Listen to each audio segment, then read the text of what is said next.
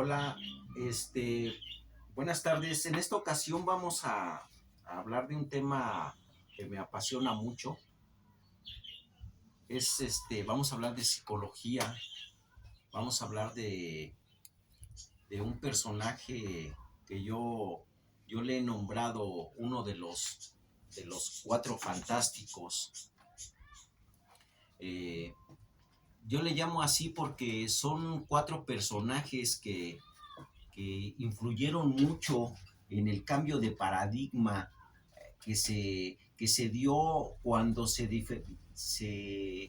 la ciencia como tal se ramificó en diferentes disciplinas, una de ellas la psicología, que es la que vamos a tratar.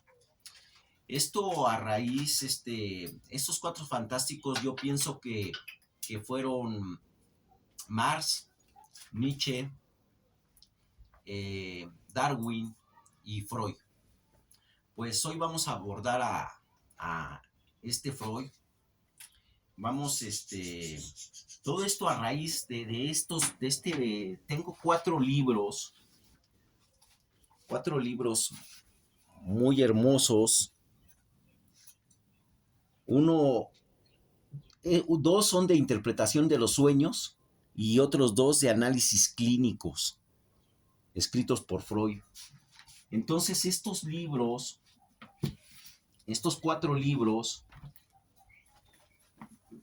en realidad son fantásticos. Las personas que gustan de la interpretación de los sueños, por ejemplo, es un tema muy socorrido, eh, pero hay que analizarlo con seriedad. Hay que abordarlo desde un punto de vista, pues no llamémosle científico, porque la psicología de Freud, que es el padre del psicoanálisis, no propiamente es una ciencia. Yo sé que muchas personas, pues se pueden molestar, pero la psicología freudiana, más que todo, es un saber. Freud, podríamos llamarle que está entre un genio y tal vez una persona, un loco incomprendido en su época.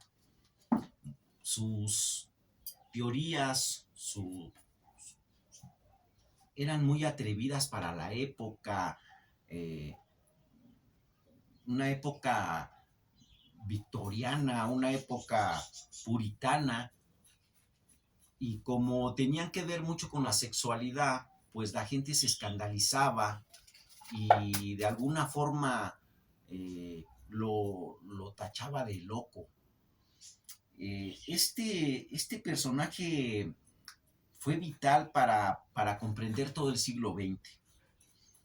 Sigmund Freud, él mismo se autodenominaba arqueólogo de las emociones. Fíjense qué bonito término.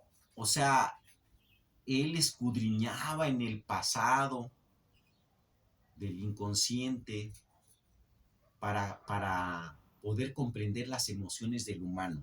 Eso es una cosa fantástica que se la debemos a Freud. Claro, esto visto desde el occidente, ¿eh? Porque ya hemos hablado mucho de Oriente y la psicología es otra cosa en Oriente.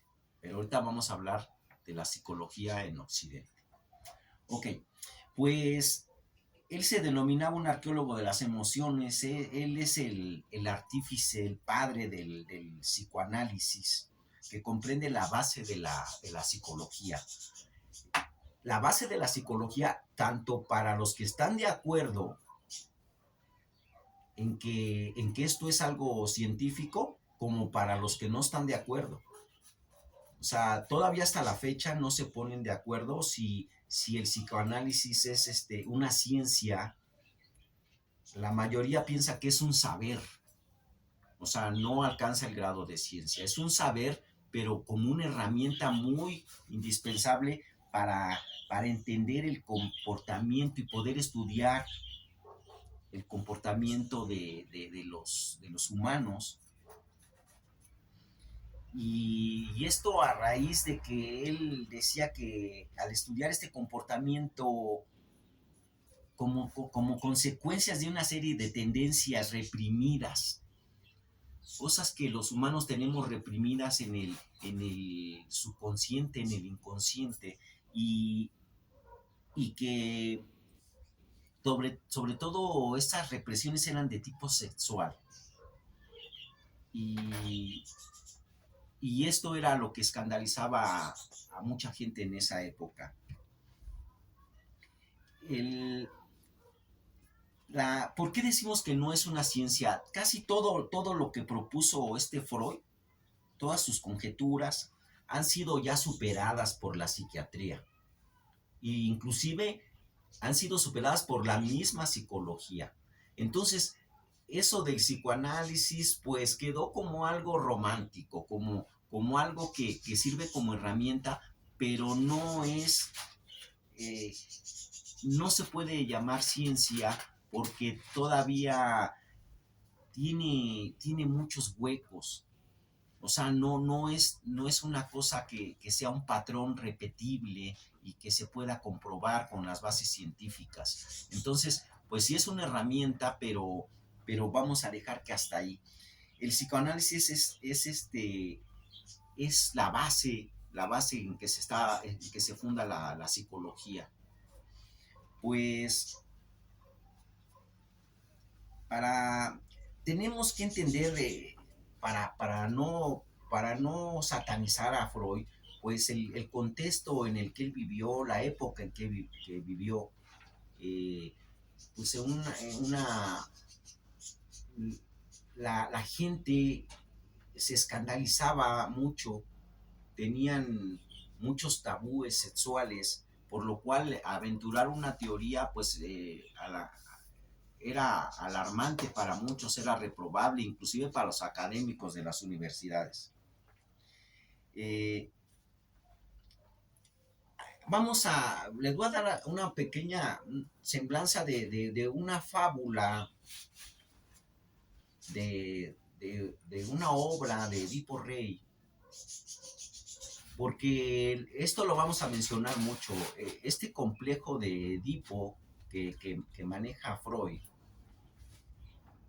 porque él asevera que hay una etapa de la niñez en donde los niños y niñas que están entre los 2 y 5 años tienen mucho apego el niño hacia su madre y la niña hacia su padre. De tal forma que ese apego que es natural, que es normal, acaba pasando algo así como un tipo de enamoramiento de tipo sexual, inclusive, pero en aquella época era un escándalo pensar que los niños tuvieran algún grado de sexualidad, por lo que no estaban de acuerdo con las teorías de Freud. Pero ahora se sabe que en muchos casos esto sí pasa. Entonces, ese apego que tienen posteriormente los niños al crecer, pues ya se desprenden de esa atracción y repulsión que sienten. Atracción, si es niño, hacia su madre y repulsión hacia su padre. Lo ve como un rival, lo ve como... se encela, pues. Y la niña se encela de la mamá con el papá. Es normal, o sea, no hay por qué escandalizarse. Es normal porque es un proceso de la niñez, porque la sexualidad es algo instintivo, es algo intrínseco del humano, no es algo perverso, como se manejaba en aquella época. Entonces, es algo normal, pero sí tienen que tener mucho cuidado los padres en que después de que superen esa etapa, más allá de los 5 años, pues que los niños socialicen y se desprendan de ese amor, de ese apego que se tiene hacia los padres. Bueno, esa es una de las aportaciones fundamentales por lo cual pues les quiero contar un pedacito así muy rápido de lo que es el complejo de Edipo. El complejo de Edipo es una leyenda griega. Pues resulta que el padre de Edipo consulta a un oráculo y en el cual le aparece que su hijo le, le iba a matar cuando sea grande. Esto pues lo aterroriza y manda a sus empleados, a uno de sus empleados a que lo mate. Pero este empleado pues no cumple su orden del padre de Edipo y solamente lo deja allí en un árbol, ahí colgado allí en un árbol.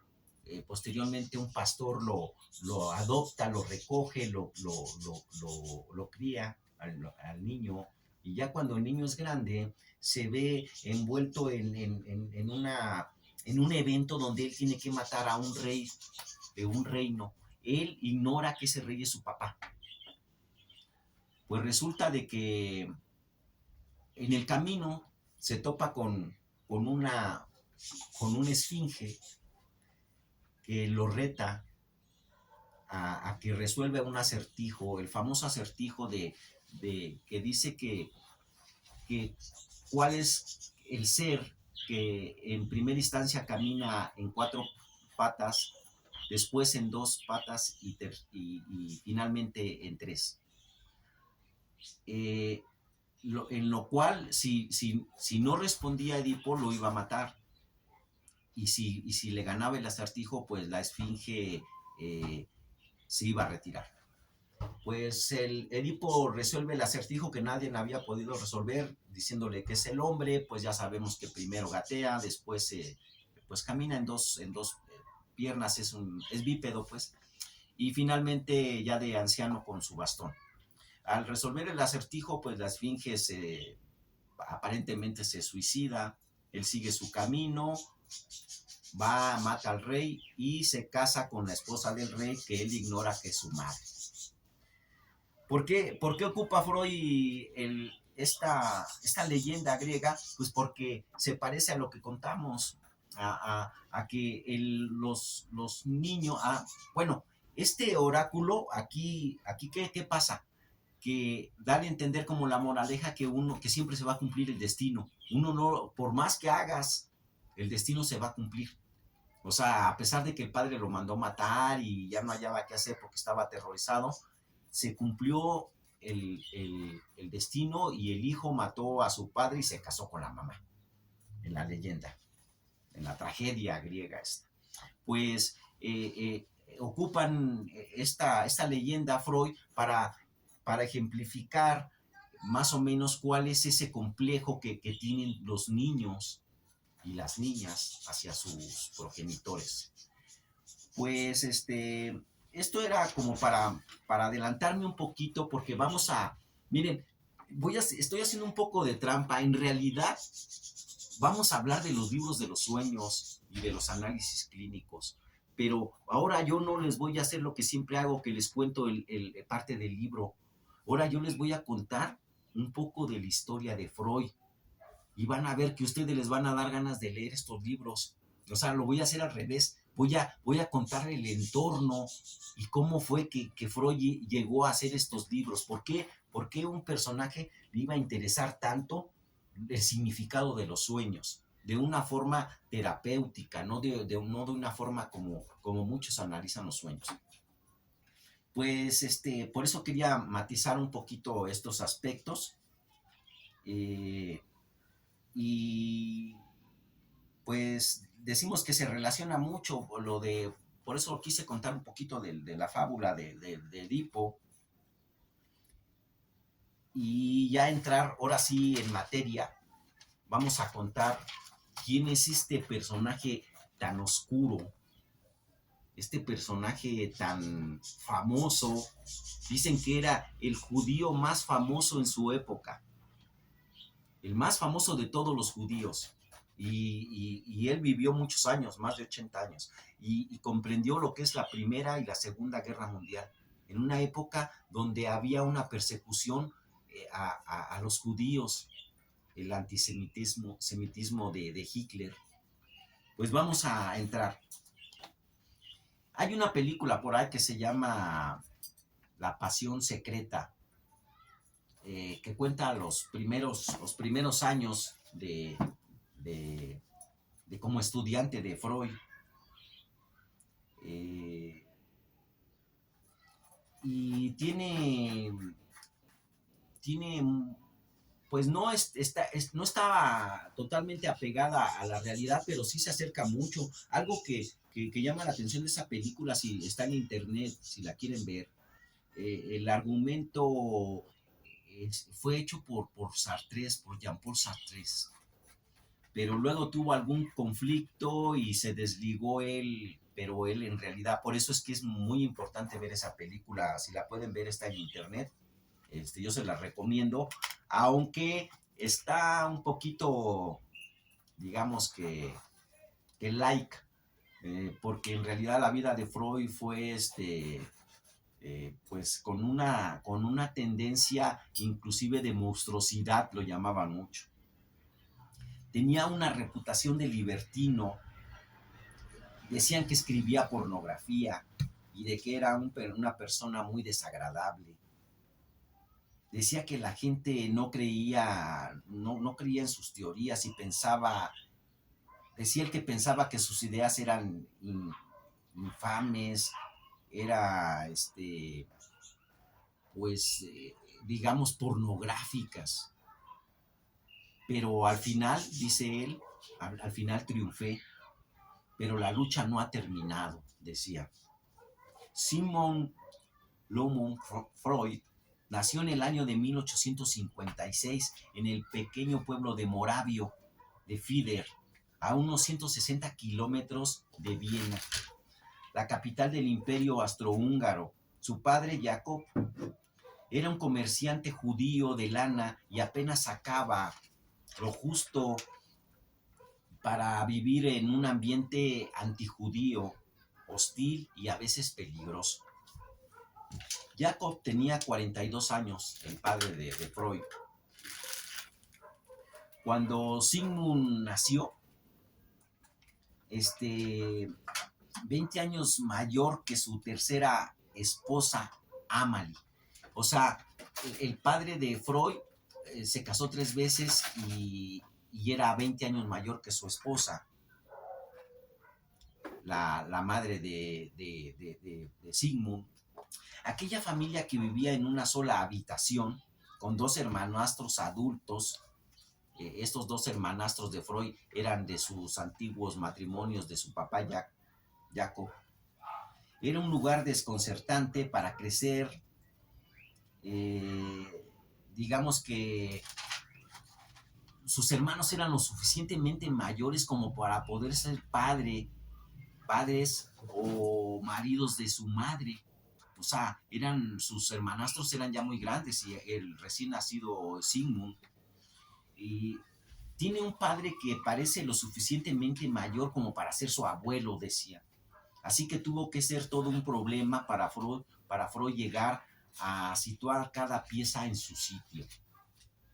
El rompecabezas se complica aún más cuando a los 12 años su madre tiene un segundo hijo, Julius se llama, que muere 6 meses después. Esta experiencia del nacimiento y de la muerte en circunstancias próximas tuvo algo no solo de perturbador, sino estimuló mucho a ese niño Sigmund. El joven Sigmund le pusieron el nombre del legendario emperador Moravio. Por eso dicen, oye, ese nombre tan raro, era un emperador Moravio, de ahí viene su nombre. En 1860, la familia de los Freud se trasladaron a Viena, una gran capital europea con un importante gueto judío. El gueto es un conglomerado, un conjunto de personas que se agrupan, que siguen una misma, digamos, costumbres o tradiciones. La familia ya crecía con 8 o 10 años. Sigmund tenía ya 5 hermanas y un hermano. pero aún así el niño dorado, como le decía su madre, recibía un trato especial. Fíjense que él ya de adolescente tuvo la oportunidad que lo metieran a colegios y tenía su propio cuarto, lo procuraban mucho para que estudiara. Freud tenía eh, muchos dotes de genio. Se dice que estudiaba varios idiomas al mismo tiempo, sacaba las mejores notas en la escuela. A los 12 años decían que leía Shakespeare y hablaba 6 idiomas a los 12 años, con mucha fluidez. Estudiaba obsesivamente. Al mismo tiempo había creado una afición poco habitual. Fíjense que esto es algo que deberíamos hacer todos. Él grababa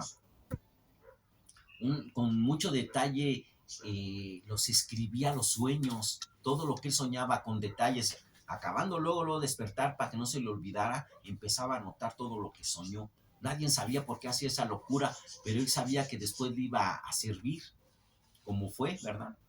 Él, imagínense tener un diario de los sueños desde que uno es chiquito, pues Freud lo hizo, ¿eh? Esa es una parte de la clave de por qué tenía tanto conocimiento en los sueños, en el inconsciente. Pues él clasificaba los sueños y, y esto lo desarrolló desde muy temprano. Los sueños de Freud eran inusualmente heroicos. Se identificaba con Napoleón y le indignaba el humillante antisemitismo de Viena que daría a su ambición al talento combativo. O sea, él como era judío, pues tenía que luchar contra corriente para poder resaltar en las escuelas, por lo cual tenía que ser el más destacado del salón. Eso en vez de que se agüitara, lo hizo más combativo. Siendo Freud un adolescente, su padre le explica cómo una vez yendo caminando por una acera, alguien se aproxima a él y le dice, oye tú judío, le dice, bájate de la acera y quítate el sombrero. Y el niño Freud le pregunta a su padre, ¿y qué fue lo que hiciste, papá? Dijo, pues lo que hice es que me limité a bajarme de la acera y a quitarme el sombrero y seguir mi camino. Esto a Freud lo indignó, le pareció que la postura de su padre era una posesión humillante y juró que él se comportaría de forma diferente si alguna vez alguien lo agredía físicamente o de cualquier otra forma. Y estaba en lo cierto porque le llegaría el día en que tendría ocasión de demostrarlo. Siendo un adolescente escribió a un compañero de juego para que guardara las cartas que él hacía o que le llegaban, no las tiraba, él las guardaba. Decía, uno nunca sabe cuándo las voy a ocupar y qué tan importante pueden ser. En 1873, Freud ingresa a la Escuela de Medicina en la Universidad de Viena. Siendo aún un estudiante, llevó a cabo una investigación sobre los órganos sexuales de las anguilas y seccionó más de 400 animales, además de los sistemas nerviosos de los peces con los que ilustraba las cartas. A él le gustaba mucho hacer garabatos, las cartas que les daba a sus amigos las ilustraba. Fíjense que esto también es importante, porque eso de que los psicólogos cuando te dicen que hagas un dibujito y que luego te lo analizan para ver digamos, tu personalidad, eso es una copia de Freud. O sea, Freud, si veía una mancha, la interpretaba y decía, esa mancha se parece, yo veo ahí en esa mancha esto. Y según él, el que está hablando es tu subconsciente, tu inconsciente al interpretar. No es algo que estés razonando, es algo que ya traes dentro, no sabes por qué. Eso lo copian mucho ahora los psicólogos, por eso de que él ilustraba esas cartas es muy importante. Freud quería llegar a ser un investigador científico, pero había un cupo muy limitado para los judíos en tan prestigioso campo. En contra de su voluntad, pero dispuesto a ganarse la vida, decidió convertirse en médico. O sea, ya dijo, pues lo de científico, pues lo dejamos, está muy peleado, pero pues voy a ser médico de perdida. Estaba ansioso por tener una posición, por lo que se había enamorado de una muchacha llamada Marta, que fue su primer amor y su único amor. Digamos que Freud estaba tan metido en el estudio que no tenía tiempo como para relacionarse con las personas, era muy malo para conquistar a las mujeres, pero se enamoró de esta chica, de Marta Bernes.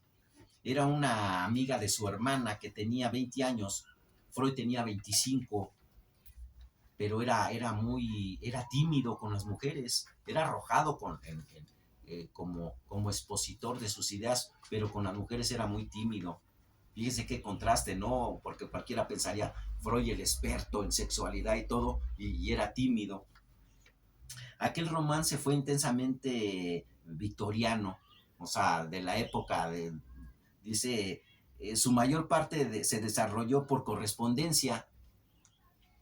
El joven Freud no tenía experiencia con las mujeres, Marta se convertiría en su princesa, en el amor de su vida. El compromiso duró 4 años, en la que el amor era como por cartas, nada más. Pocas veces la podía ver físicamente.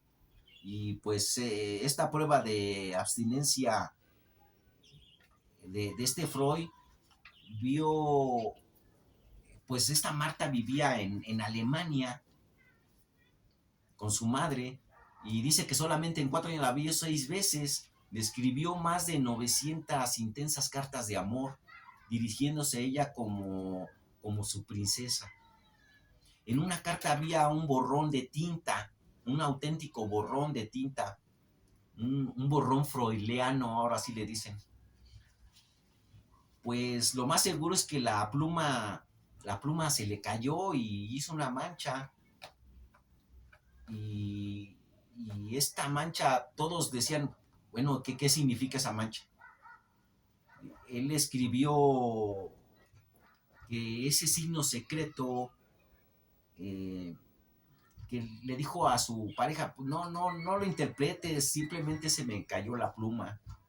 Pero como Freud era tan famoso, todo lo que él hacía se quería investigar. El largo compromiso hizo que Freud impacientara por conseguir éxito profesional, y en 1884 comenzó a investigar una nueva droga que pensó que podría ayudarle a conseguir la fama. Esa droga era la cocaína. Él buscaba un golpe de suerte. Había oído hablar sobre los efectos terapéuticos de la cocaína.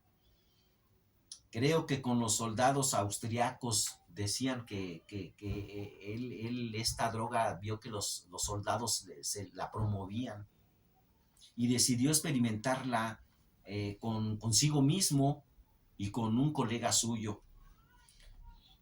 Públicamente el uso de la cocaína como un remedio terapéutico. Ignoraba que tenía propiedades adictivas. Freud tomaba generosas dosis de cocaína, incluso enviaba a su novia medio gramo a esta Marta para ser dividido en dosis, y que posteriormente se las diera a sus pacientes. Freud le prometió que próximamente, cuando lo viera, sería un hombre libre con cocaína en su cuerpo. La cocaína ejercía un maravilloso efecto en él. Tenía una expresión digamos que él era depresivo y tímido, y la cocaína se lo quitaba. Y él era taciturno, y la cocaína lo levantaba a su espíritu. Los experimentos de Freud con la cocaína acabaron en un desastre. Un amigo a quien le prescribió adquirió el hábito de la cocaína y murió. Aunque otro de sus amigos, Karl Kuller, desarrolló que la cocaína podía ser usada como un digamos que para poder soportar una cirugía, un anestésico para la cirugía ocular, lo cual hizo que su amigo se hiciera famoso de la noche a la mañana, que tuviera mucho dinero, y en cambio a Freud, como le habían salido malas cosas, pues a él le recriminaban pues que era un drogadicto. Su amigo se hizo famoso con esta anestesia y a él le fue mal. A pesar de la fama que le hizo en los círculos profesionales, Freud siguió utilizando la cocaína como reconstituyente hasta 1895. Freud solo la utilizaba intermitentemente. O sea, aquí nos dicen que Freud no se hizo adicto. Nunca se convirtió en un adicto a la cocaína, aunque muchos dicen que sí. Que inclusive esto le produjo más o menos por aquello de los 40 años, le produjo impotencia sexual, pero no se sabe. En el año 1885, Freud era un interno desconocido en el Hospital de Viena. Su especialidad eran las enfermedades nerviosas, un campo que incluían la histeria y otros trastornos excéntricos. Pero Freud escogió esta especialidad por razones prácticas. Pues, ¿cuáles eran esas razones? Pues que quería billete, quería casarse, y pues como este sector estaba un poco olvidado, pues era un campo fértil para que él hiciera dinero. Había esta enfermedad, digamos que de la neurosis, de la histeria, pues era una asignatura pendiente de la medicina de este siglo XIX, tanto que en lo que se refería al conocimiento como tratamiento, pues. Antes de Freud a la gente se le hacía girar en sillas hasta que acababan mareados, nos mojaban con agua fría, les daban electrochoques, eran métodos muy rústicos. Entonces, digamos que Freud revolucionó muchas de esas cosas que se hacían antes. Digamos que los médicos más ilustrados de aquel entonces asumían que la histeria y los malestares relacionados con ella tenían una causa física, tal como un daño nervioso o una lesión en el cerebro. Pero Freud compartía esa visión cuando fue a París en 1885 para estudiar con una de las autoridades mundiales en trastornos nerviosos, un carismático francés llamado Martin Charcot. Este nombre hay que aprendérselo bien, Martin Charcot, porque él fue realmente el que le enseñó a psicoanalizar, pero por medio de la hipnosis. Pues miren, hasta aquí vamos a dejar, porque este personaje tan grande, este Freud, merece que se explique bien, porque hay mucha cosa que se habla sobre él, tanto buena como mala. Y vale la pena que sepamos bien quién era este personaje, porque en realidad lo que vamos a hacer cuando ya hayamos entendido bien, vamos a hablar de lo que son los sueños, vistos desde el punto de vista de Freud. Bueno, vamos a dar algunos ejemplos, pero quiero que vean el tamaño de este personaje, porque esto de los sueños no es una cosa como muchos los interpretan. Hay que leer estos libros. Yo no se los quiero leer, porque aparte son enormes. No acabaría, estaría muchas horas, pero sí quiero que les apasione y que vean la importancia de estos 4 libros de análisis clínicos, interpretación de los sueños por Freud, y lo vamos a ver en un segundo capítulo. Por el momento, pues muchas gracias.